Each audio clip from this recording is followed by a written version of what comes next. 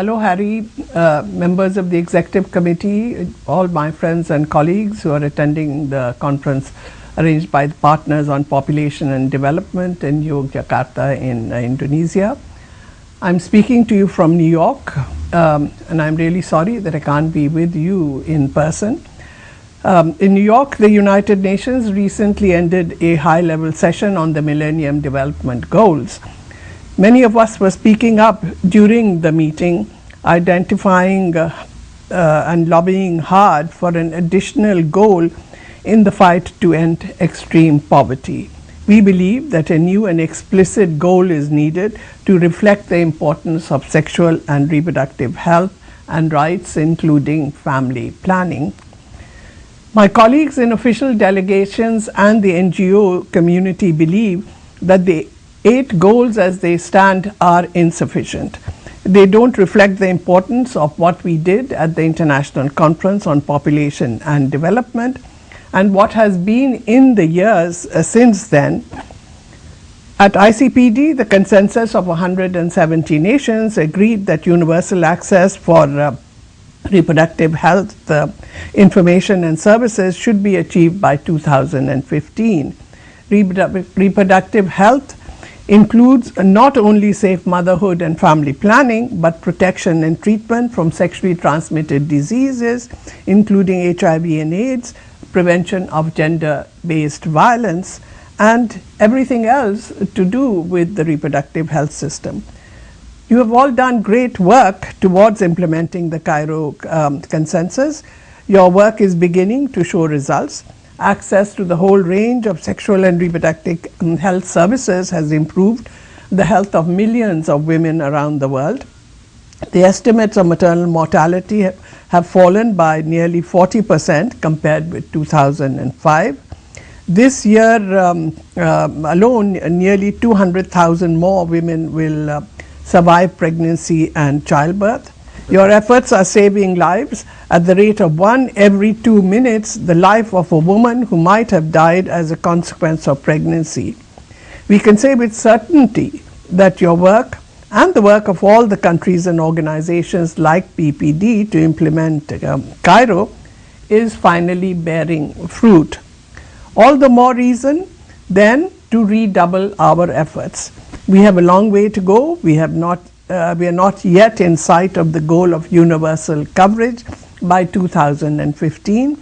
The resources going towards implementing Cairo and especially to family planning have not risen the way we hoped. The strange fact is that resources going towards family planning have fallen to 5% of the total from about 45% of the and that was there at the time of ICPD. Yet there are still 200 million women who want to use safe and effective methods but are unable to do so. Voluntary access to safe, affordable and appropriate means of family planning is a matter of human rights, but it is also a matter of national policy. In about a year's time, the world population will rise above 7 billion. In the first 12 years of the 21st century, the world will have added 1 billion people. Most of that growth will be in the poorest countries where fertility is still very high and access to family planning and to sexual and reproductive health services of all kinds is still very low. In this case, the demand of human rights and the necessities of national policy coincide. No country that pursues the goal of ending extreme poverty can afford rapid population growth. High fertility adds an enormous burden to the costs of development. On the other hand, lower fertility and smaller families provide a one-time development bonus. The productive workforce increases and the costs of education and health programs go down. Reducing fertility is relatively simple. Women in high fertility countries want safe pregnancy and childbirth. They also want smaller families than their mothers did.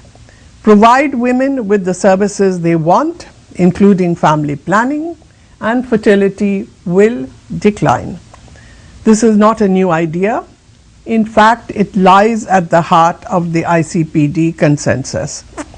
Every subsequent major international and regional conference on social issues has endorsed it. Women in high fertility countries want smaller families. Their governments want affordable development.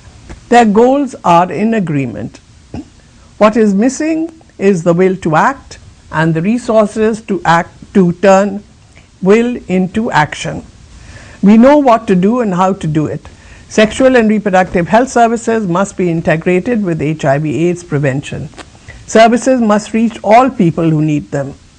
This includes unmarried women and young married women before their first child. Young people of both sexes need age-appropriate information and services. Men of all ages need to understand and take up their responsibility for sexual and reproductive health. It includes all groups, including marginalized groups like sex workers and intravenous drug users. It also includes men who have sex with men and people living with AIDS. Leaders need to give an example of responsible behavior, and policymakers at all levels need to give priority to this most pressing concern. This is why we pushed so hard last month at the United Nations for a new Millennium Development Goal. We didn't succeed this time, but we made our voices heard. I hope you will make your voices heard also at the highest levels internationally, in your own countries and in your families and communities. Make it a priority of PPD to help achieve universal access to sexual and reproductive health services by the year 2015. The world needs us to realize the promise of Cairo.